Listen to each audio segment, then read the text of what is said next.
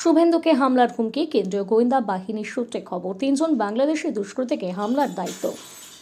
24 থেকে 26শে ডিসেম্বরের মধ্যে হামলার ছক। কলকাতা পুলিশ ও রাজ্য পুলিশকে সতর্কবার্তা, পুলিশ নপুংসক হাতে চুরি পরিয়ে দেব। ভাইরাল বিধায়ক ও অঞ্চল সভাপতি পুলিশকে উদ্দেশ্য করে বলা ভিডিও। মঙ্গলকোট কাটোয়া তৃণমূলের বিধায়ক অঞ্চল সভাপতি পুলিশকে হুমকি দেওয়ার ভাইরাল ছবি ঘিরে শুরু হয়েছে বিতর্ক। ফারির আইসিকে কখনো তৃণমূলের বিধায়ক বলছেন, এই নপুংসক পুলিশ আমাদের দরকার নেই। বড়দিনে বীরভূমের সিউড়িতে হিন্দু সমাবেশ হওয়ার কথা রয়েছে। বিজেপির পক্ষ থেকে সিউড়ি থানা পুলিশ এখানে কোনো পারমিশন দেয়নি যীশু খ্রিস্টের জন্মদিনের অনুষ্ঠানের জন্য, কিন্তু সেই সমাবেশ করবে এবং শ্রমিক ভট্টাচার্য যেখানে উপস্থিত থাকবেন। আবাস যোজনার টাকা ঢুকতে শুরু হতেই ভয় দেখিয়ে তোলাবাজির অভিযোগ তৃণমূলের বিরুদ্ধে।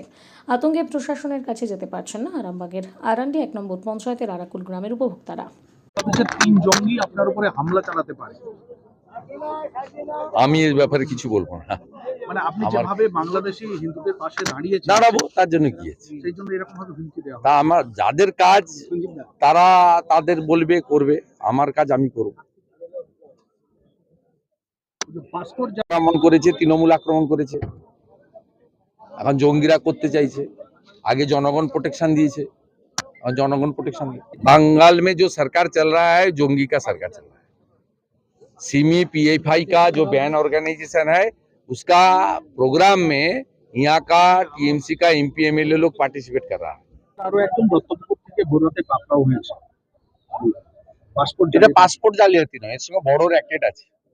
সীমান্ত দিয়ে পার করাচ্ছে, পাসপোর্ট করে দিচ্ছে, আধার কার্ড করে দিচ্ছে, ভোটার এপিক কার্ড করে দিচ্ছে। এটার বড় শুধু পাসপোর্ট নয়, এর ব্যাপ্তি অনেক বড়। এই কেস এনআইএ এবং ইডি নিয়ে नेওয়া উচিত। बांग्लादेश का 3 जो टेररिस्ट आपके ऊपर हमला चल रहा है, इसमें मेरा टिप्पणी करने की कोई जरूरत नहीं है।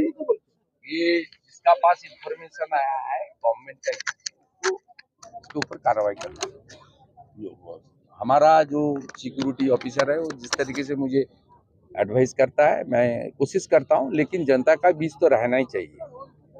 डर का कोई सवाल नहीं है। मेरा ऊपर सीपीएम का भी अटैक हुआ बहुत बार, टीएमसी का भी अटैक हुआ। अभी जोंगी लोग करना चाहता है, इसमें कोई फर्क नहीं है।